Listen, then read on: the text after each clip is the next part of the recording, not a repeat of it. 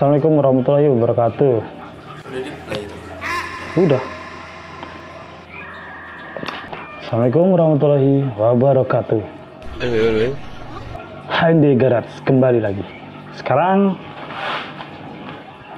waktunya lagi. Sekarang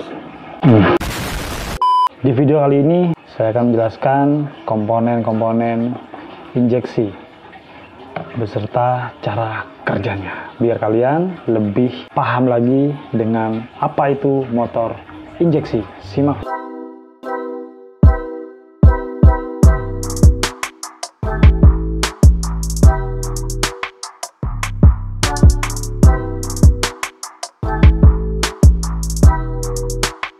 Pertama-tama saya akan menjelaskan apa itu motor injeksi dan perbedaan dengan motor konvensional atau karburator, dimana karburator itu kayak gini. Ini karburator, tapi ini terlalu banyak, borosnya minta ampun. Nah, itu hanya sekilas, itu karburator. Nah, kalau untuk injeksi sendiri itu semuanya full elektronik, dan salah satunya ini ECU, pompa,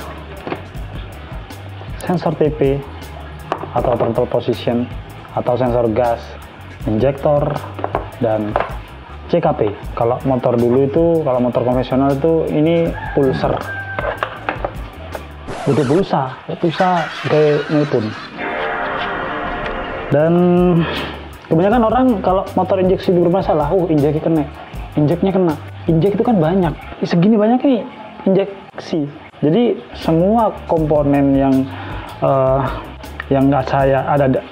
ada di depan saya ini itu namanya komponen yang menyusun injeksi, hingga jadi satu kesatuan biar motor itu hidup. Injeksi itu sistem, jadi bukan satu komponen. Kalau injeksinya kena, ya mungkin menurut masyarakat injeksinya kena itu keseluruhan. Injeksi kena mahal, padahal belum tentu. Nah, ini saya jelaskan. Untuk komponen injeksi sendiri yang sering sekali rusak itu biasanya sensor gas atau TPS. Nah, sensor TPS ini fungsinya untuk membaca derajat gas yang saat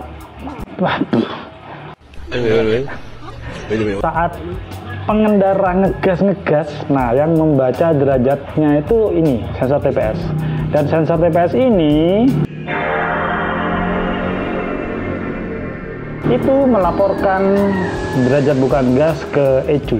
ECU itu ini contoh, ini hanya contoh ECU. Dan setelah dilaporkan ke sini, itu nggak cukup lewat sensor gas saja, tapi di sini ada sensor TPS. TPS ini melaporkan posisi crankshaft ada di bawah, piston itu ada di bawah atau di atas, ini yang baca.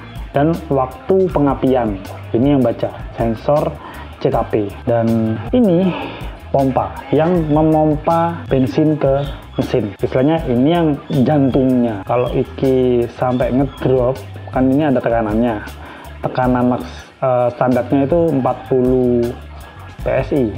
Kalau di bawah itu biasanya ada masalah dan biasanya matian, bahkan berebet, bahkan nggak bisa jalan motornya meskipun hidup karena tekanannya kurang. Nah, ini tugasnya memompa bahan bakar ke mesin, tapi nggak serta-merta dia kerja sendiri. Dia itu melanjutkan kerjanya di sini, injektor. Nah, injektor itu yang bertugas menyemprotkan bahan bakar. Tekanannya dari sini, ini yang menyemprotkan. Tapi iramanya sesuai dengan ini. Irama semprotannya itu dari sini, dari CKP ini. Karena CKP ini langsung lapor ke sini. Dan ini TPS fungsinya untuk lapor derajat bukaan gas dan seberapa banyak bahan bakar yang akan disemprotkan ke mesin. Jadi semua komponen injeksi ini saling berhubungan. Jadi kalau salah satu rusak, contohnya sensor TP rusak, kadang yang paling sering itu di gas mentok atau mati atau ngedrop, biasanya sensor TP. Kalau motor dulu kan busi, tapi ini sensor TP, soalnya sensor TP nya nggak bisa baca. Akhirnya saat gas mentok, karena dia nggak bisa baca, di sini membacanya gasnya turun, akhirnya ngedrop. Jadi wajib ganti sensor TP. Nah, kalau motor panas atau mati, bisa dari sini. Soalnya ini elektronik. Kadang bukan karena panas, kadang karena ada kotoran di bagian magnet. Jadi dia nggak bisa laporan, nggak bisa lapor ke sini. Dia ngambek injeksinya. Oh, injeksinya. Apa? Sensor TV-nya ngambek. Jadi tiba-tiba mati. Bisa dari sini.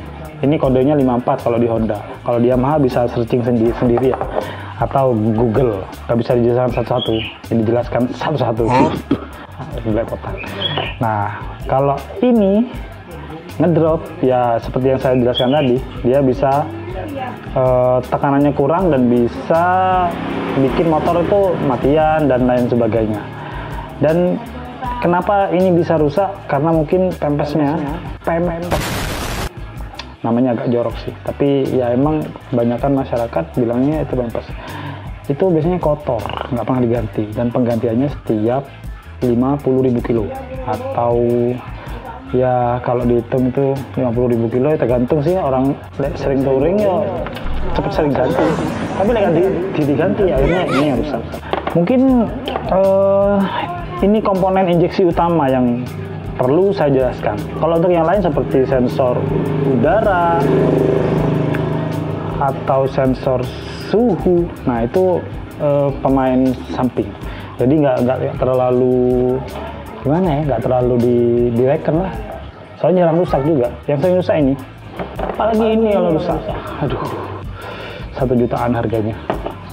Kalau ini sih harganya mulai dari 100.000, sensor TV, injektor 200.000, ini CKP 200.000, ini 500 sampai 600.000. Tapi bisa disiasati, ganti ini aja, ganti apa ini namanya, rotak, bukan botak ya, ini rotak. Rotak itu dinamo yang ada di dalam sini, tugasnya memompa. Biasanya yang ngedrop di bagian sini. Kalau pas ganti satu paket ya emang mahal, soalnya di sini ada sensor, bukan sensor sih, pembaca bensin. Banyak dikitnya bensin ini yang baca. Jadi otomatis kalau beli satu set diganti satu sama ininya. Kalau untuk Yamaha itu di sini ada IC full pumpnya. Nah itu yang agak ribet sih. Biasanya kalau Yamaha mending ganti satu paket. Atau kalau ada sih IC full pump yang bawaan motor. Soalnya kalau nggak gitu kadang masih rewel. Beda sama Honda yang hanya pompa aja, nggak ada IC-IC-an, tetek bengek jelas. Ya mungkin sampai di sini dulu penjelasan saya tentang beberapa komponen motor injeksi, begitu juga dengan cara kerjanya dan troubleshooting yang mungkin terjadi di bagian-bagian komponen ini. Jadi stop bilang injeksinya kena, injeksinya rusak. Nah injeksi yang mana? Jadi kita lebih cermat lagi dalam menyampaikan kerusakan pada motor. Jadi kalau gitu sampai di sini dulu, biar aku nggak tambah pusing. Soalnya kakean gitu, terlalu lama juga kalian jenuh. Sampai jumpa, selamat apa ya? Sampai ketemu di video berikutnya. Oke. Assalamualaikum warahmatullahi wabarakatuh.